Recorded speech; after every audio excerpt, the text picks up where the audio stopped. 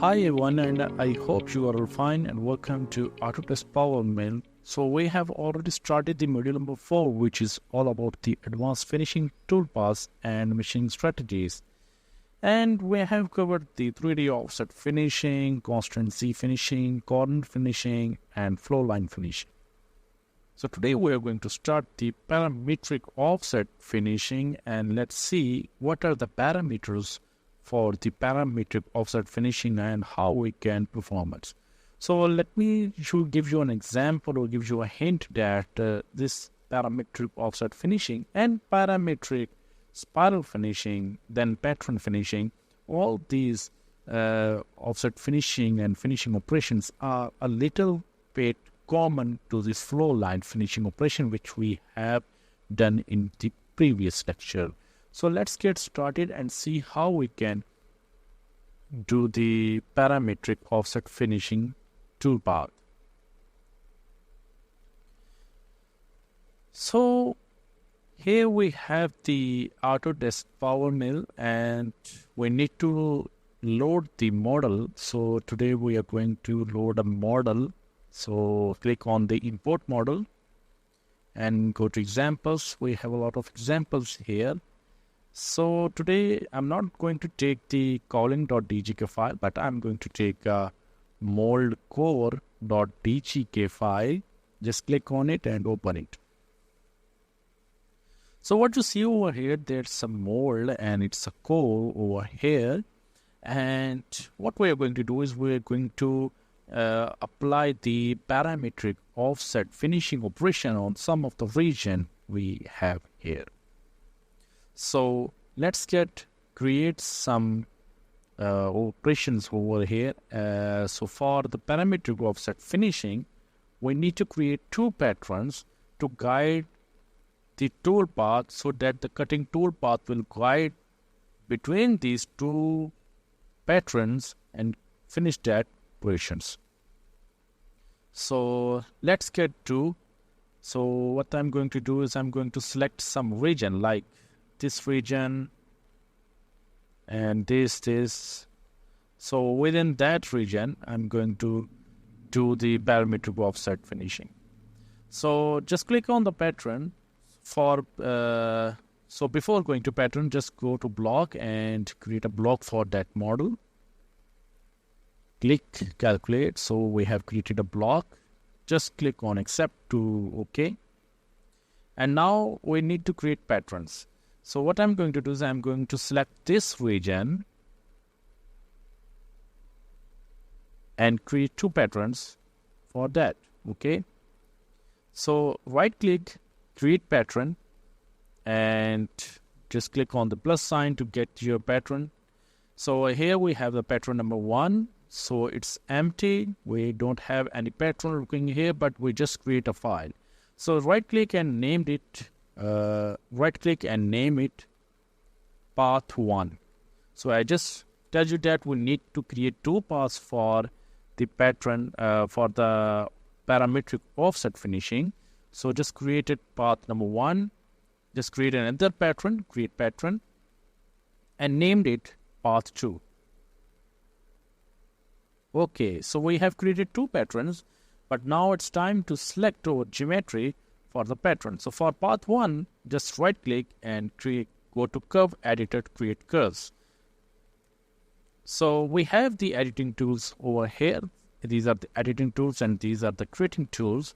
So what I'm going to do is for easy purpose, let's select the composite curve and by tracing our surfaces and edges. So we have the cursor over here. I'm just going to select this point.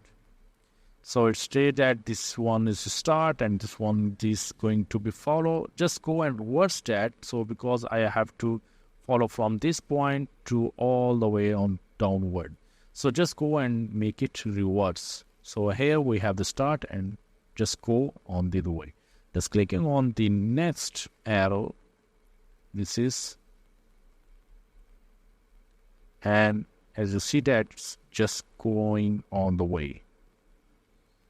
So just go back downward, just go back over here and just click here and click and just do this on that point. Okay. So we have a curve over here. You see this. I'm just going to select this. So you see that this is our curve and this is path 1. Okay. So now it's time to create path 2. Just click on accept. To accept this curve, we have the curve over here. Now it's time to create another path which is all the way on that side. Okay. Just click on the path and go to curve editor. And now it's time to go select and composite curve. So I'm giving you another hint that if you have a symmetry object, as you see that it's all the way from the center, 2 halves, then you can also mirror your path 1 to the path 1. Okay, so you will get the easy access to create path 2 also.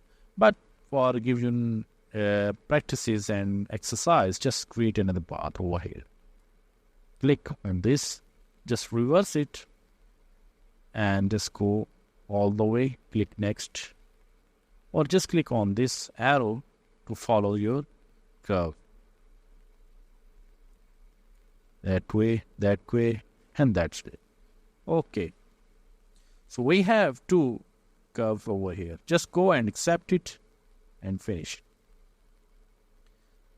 So we have created 2 patterns, and between these 2 patterns, we are going to apply the parametric offset finishing. So let's go and click on the toolpaths and go to finishing operations. And most of the finishing operations just follow the pattern commands to do this. Okay. And you'll see over here is the parametric offset finishing. And you see that there are 2 patterns here. And in between 2 patterns, the cutting tool path, just follow and take the tool and cut down the material and finish that, the model. Just go and select the parametric offset finishing. Click OK. Name it for easy access. Parametric offset finishing. So just go to Workplane. Just we have selected the Workplane as default Workplane. Just no need to create a Workplane. Just have a default Workplane. And go to Tools.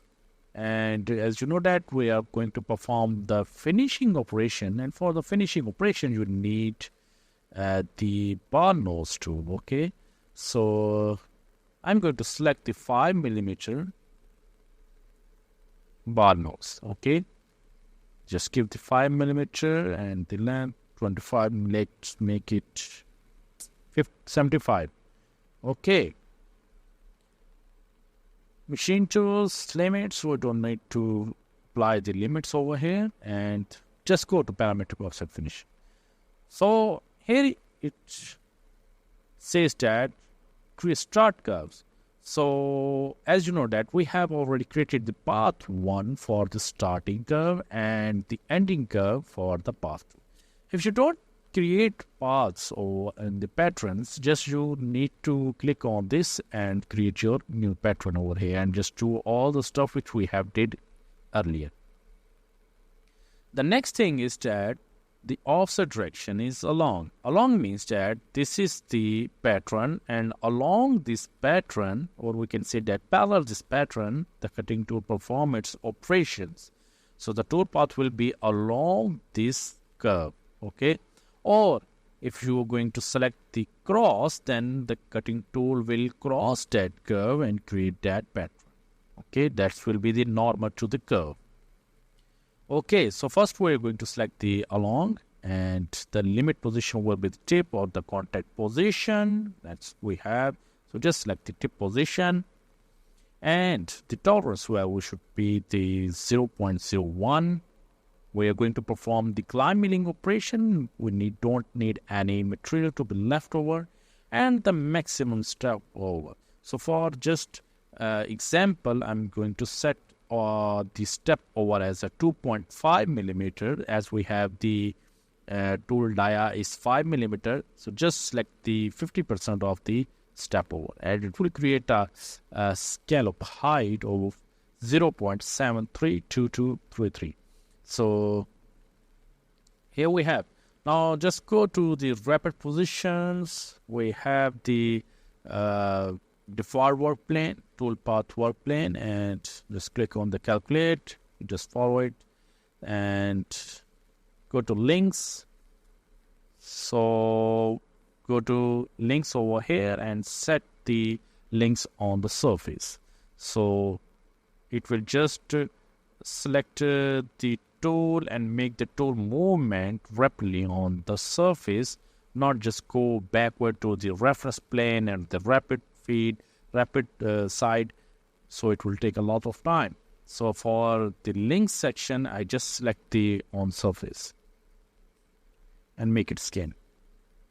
And go to feed as feed, set the RPM 20,000 and the feed rate of 3,000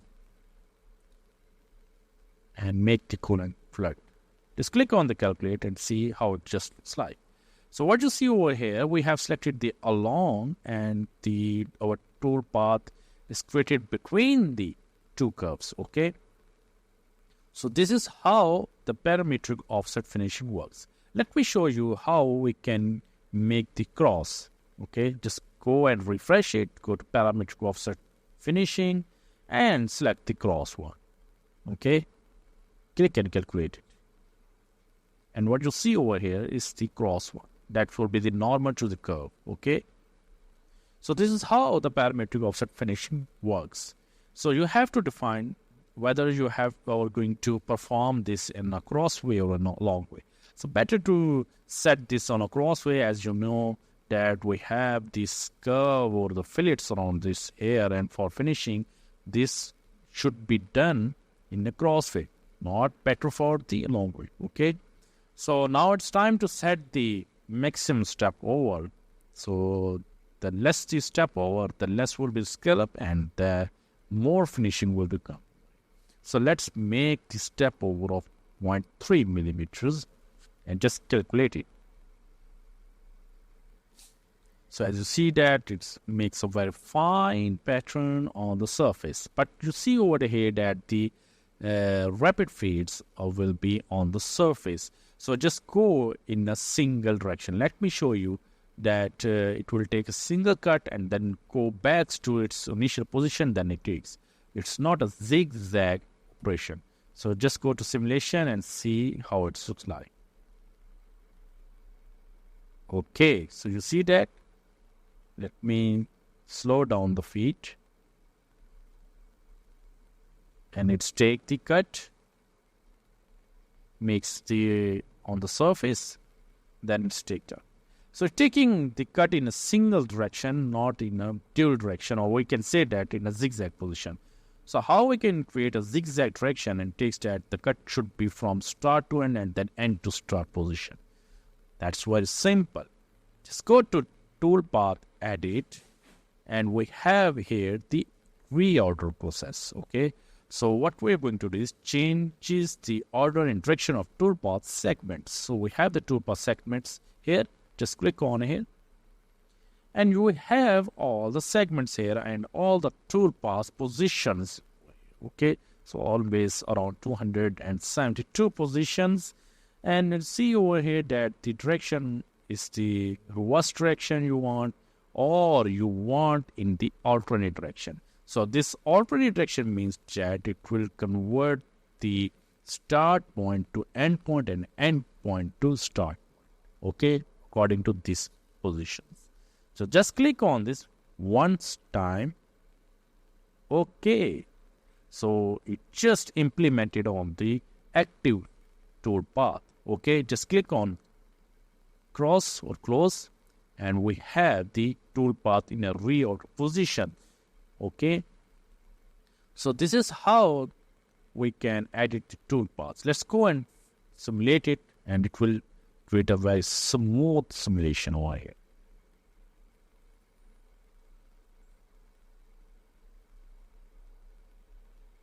And here we have the first cut and then the second cut. Okay, that's a zigzag position. Okay, So this will be the links between the surface, and the links will be on the surface.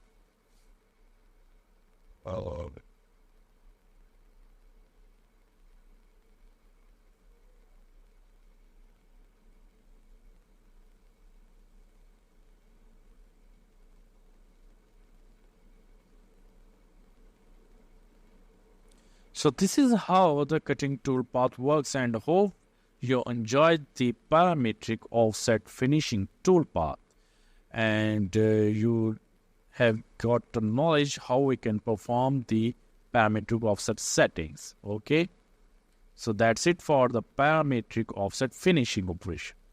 Thank you very much.